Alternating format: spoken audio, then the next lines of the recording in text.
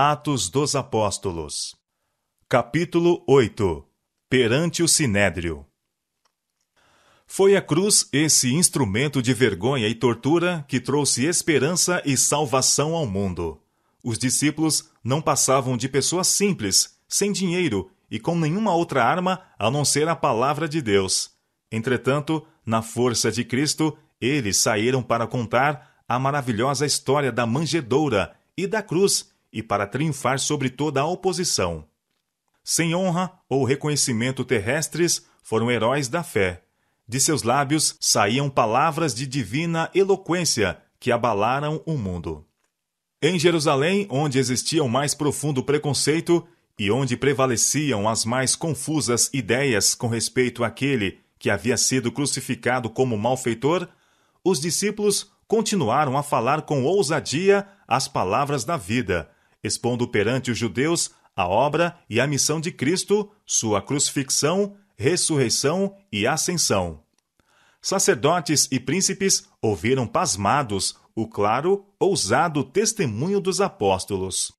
O poder do Salvador ressurgido tinha, sem dúvida alguma, caído sobre os discípulos, e sua obra era acompanhada por sinais e milagres, que aumentavam diariamente o número de crentes.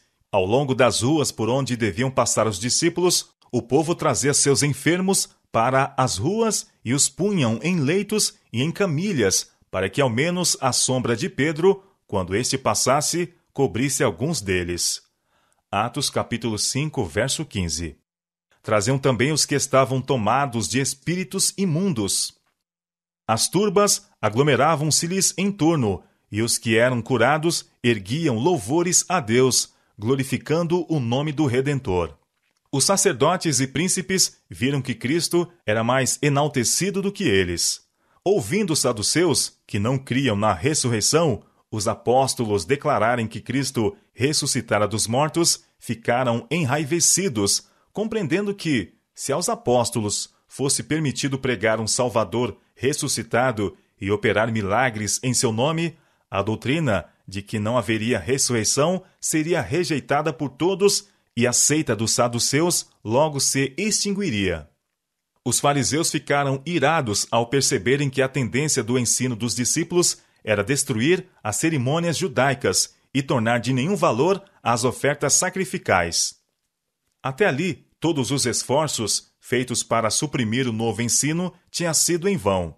Mas agora, tanto fariseus como saduceus decidiram que a obra dos discípulos devia ser contida, pois estava demonstrando serem eles os culpados da morte de Jesus. Cheios de indignação, os sacerdotes violentamente lançaram mão de Pedro e João e os encarceraram na prisão comum. Os guias da nação judaica tinham assinaladamente deixado de cumprir o propósito de Deus para seu povo escolhido. Aqueles a quem o Senhor tinha feito depositários da verdade provaram-se infiéis a seu legado, e Deus escolheu outros para fazerem sua obra. E em sua cegueira, esses guias davam agora amplo impulso ao que chamavam justa indignação contra aqueles que estavam pondo de lado suas acariciadas doutrinas. Não podiam sequer admitir a possibilidade de não haverem entendido devidamente a palavra, ou que tivessem interpretado mal, aplicado erradamente as Escrituras. Agiam como homens que houvessem perdido a razão. Que direito têm esses ensinadores, diziam, alguns deles meros pescadores, para apresentar ideias contrárias às doutrinas que temos ensinado ao povo? Estando determinados a suprimir o ensino dessas ideias, aprisionavam os que o estavam apresentando. Os discípulos não se intimidaram nem esmoreceram com tal tratamento. O Espírito Santo lhes trouxe à mente as palavras proferidas por Cristo. Não é o servo maior do que o seu senhor? Se a mim me perseguiram, também vos perseguirão a vós. Se guardaram a minha palavra, também guardarão a vossa.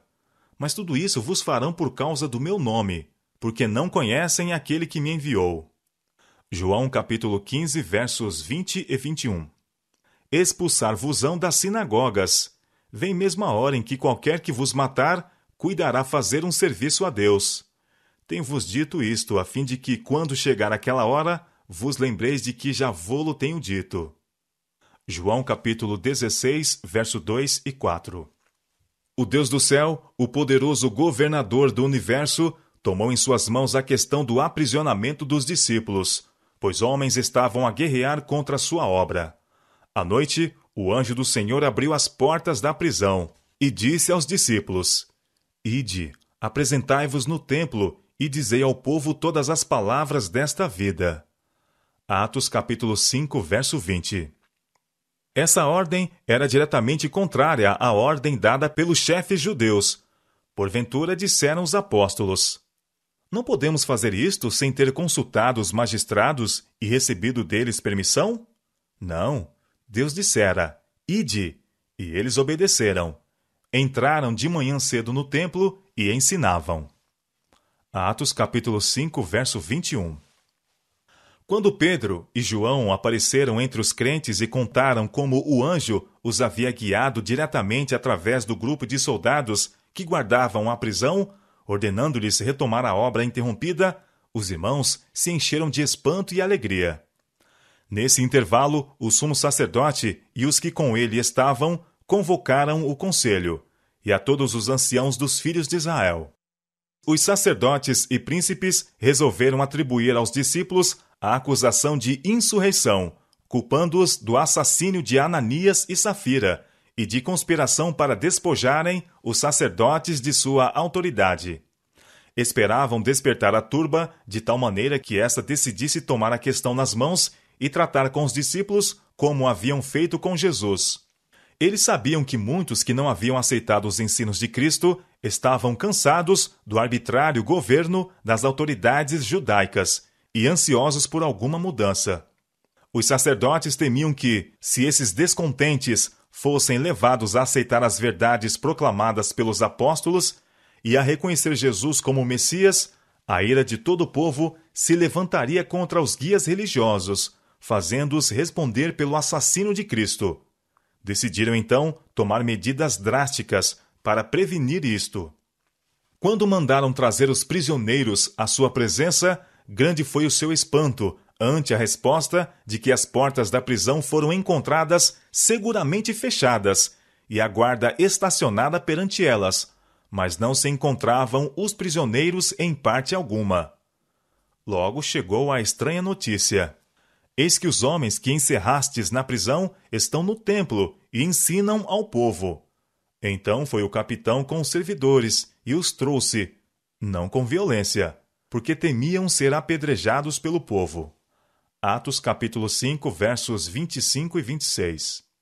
Embora os apóstolos tivessem sido miraculosamente libertados da prisão, não escaparam ao interrogatório e castigo.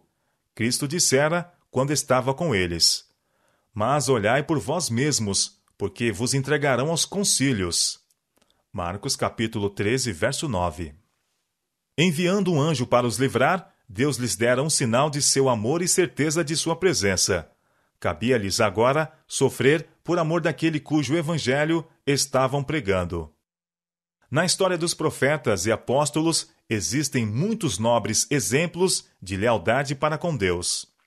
As testemunhas de Cristo têm suportado a prisão, tortura e a própria morte, de preferência a violar os mandamentos de Deus.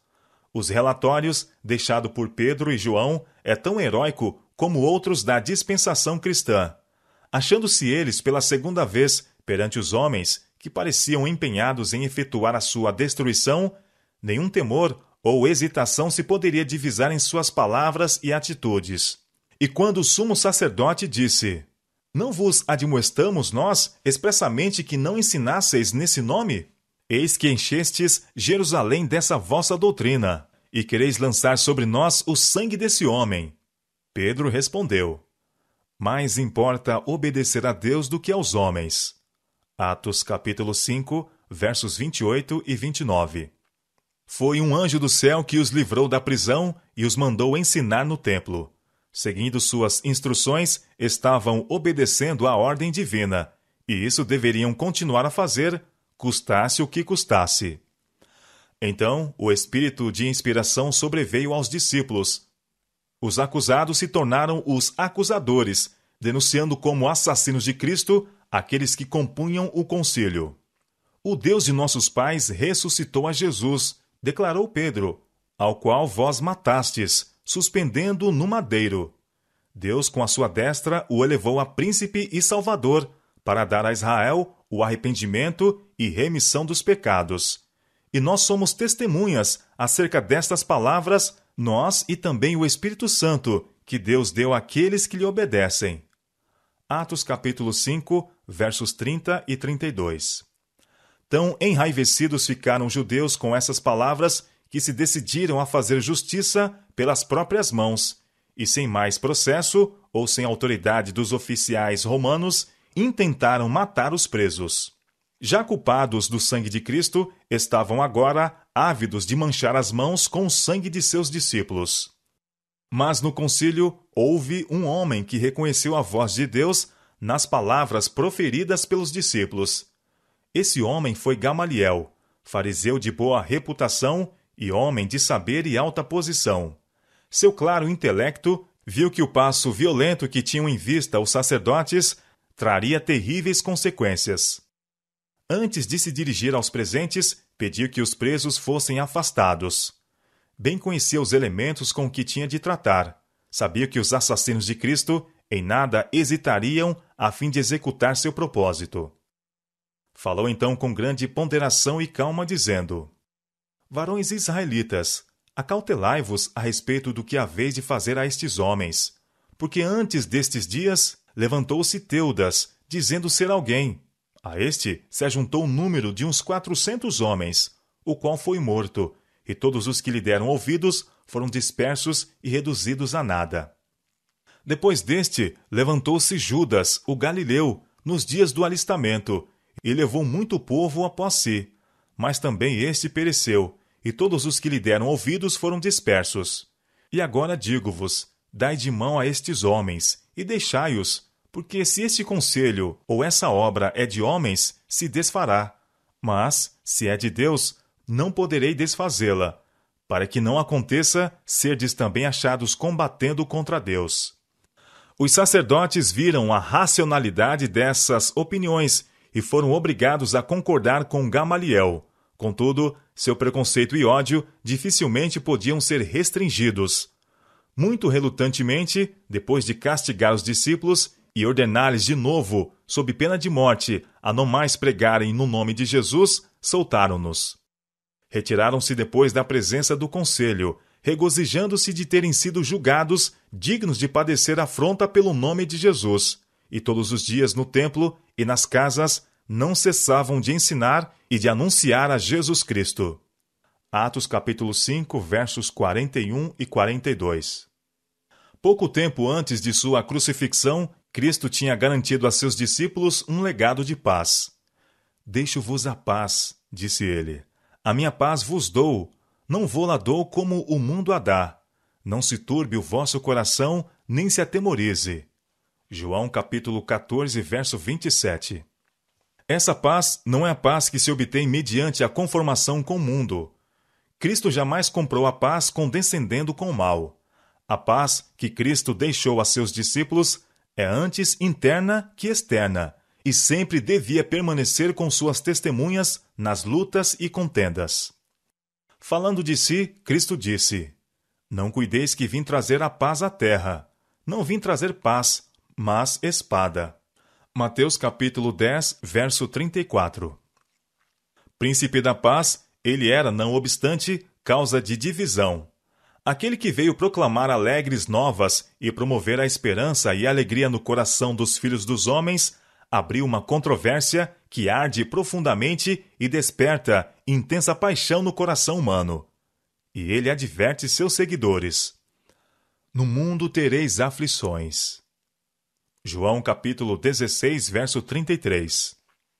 Lançarão mão de vós e vos perseguirão, entregando-vos às sinagogas e às prisões, e conduzindo-vos à presença de reis e presidentes, por amor do meu nome. E até pelos pais, e irmãos, e parentes, e amigos sereis entregues, e matarão alguns de vós. Lucas capítulo 21, versos 12 e 16. Essa profecia tem sido cumprida de modo notável. Toda a indignidade, toda a injúria, toda a crueldade que Satanás podia instigar o coração humano a imaginar tem recaído sobre os seguidores de Jesus.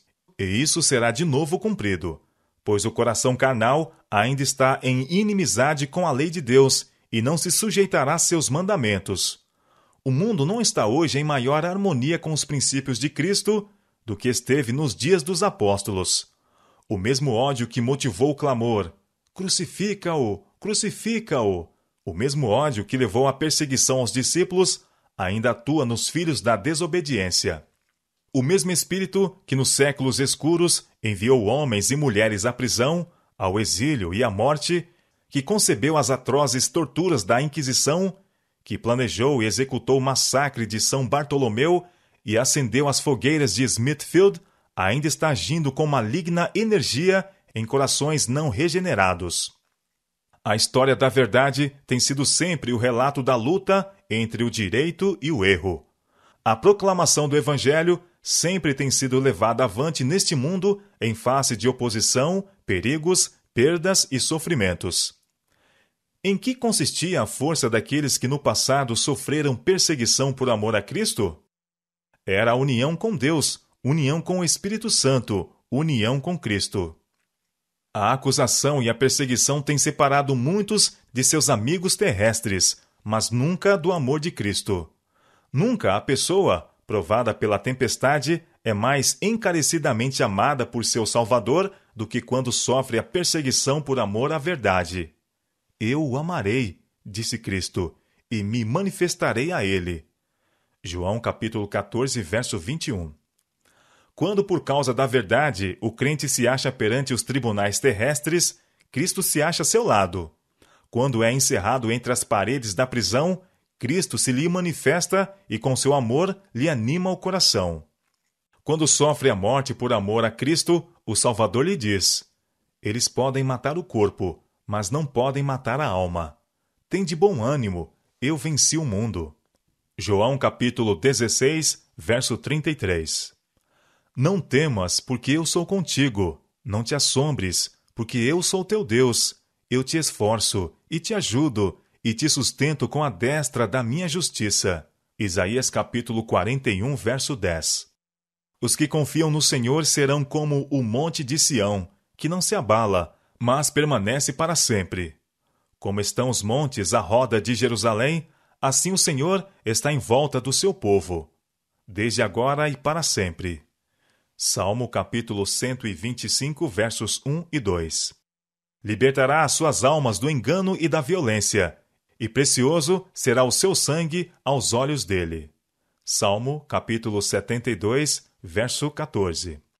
O Senhor dos exércitos os amparará, e o Senhor seu Deus naquele dia os salvará, como ao rebanho do seu povo, porque como as pedras de uma coroa, eles serão exaltados na sua terra.